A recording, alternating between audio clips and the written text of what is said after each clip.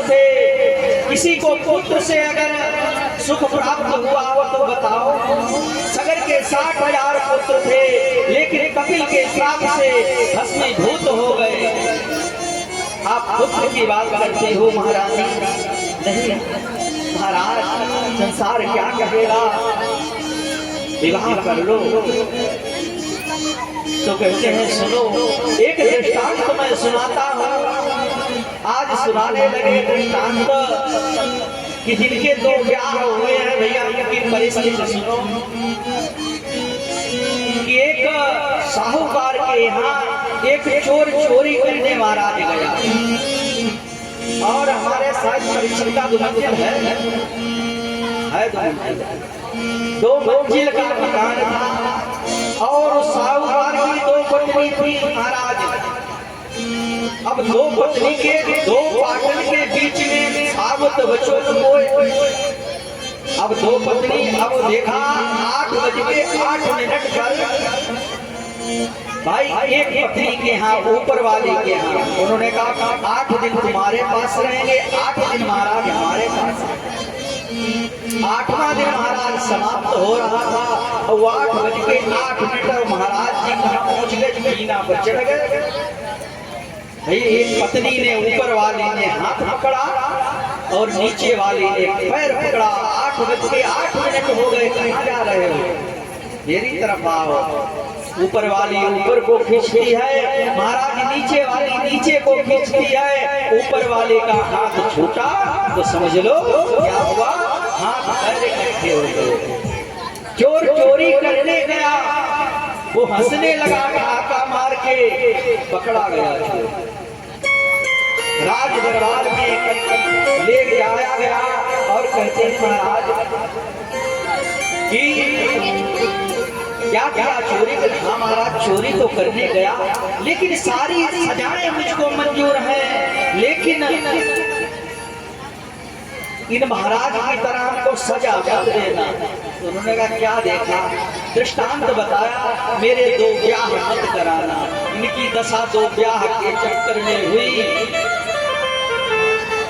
कि कांटा बुरा करी लिखा और बदरी का, और सौत बुरी है चून की और साधे का काम। यदि की सौत खराब हो देखती तो वो चून की सौत और गालियां बनती थी। अब देखा कि अब सब जान गए लड़ाई को, अब कोई बोलता नहीं। एक दिन उसने क्या किया, चूल्हा जलाया और एक आटे की सौत बना ली।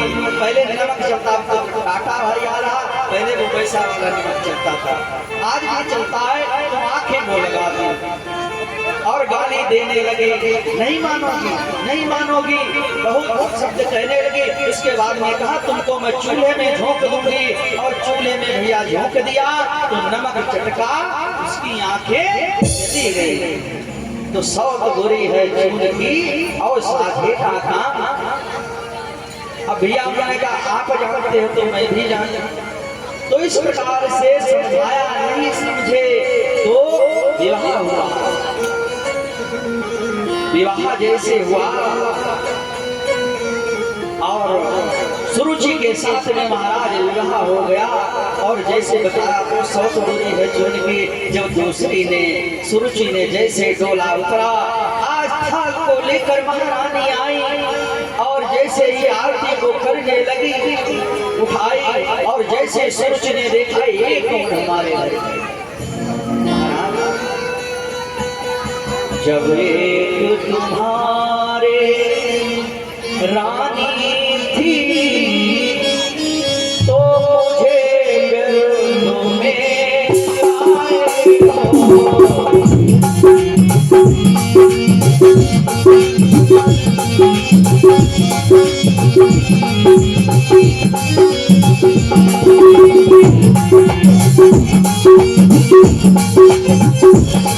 मुझे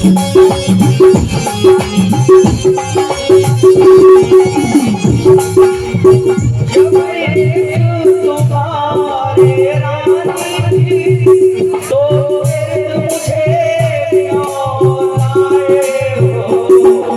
हो?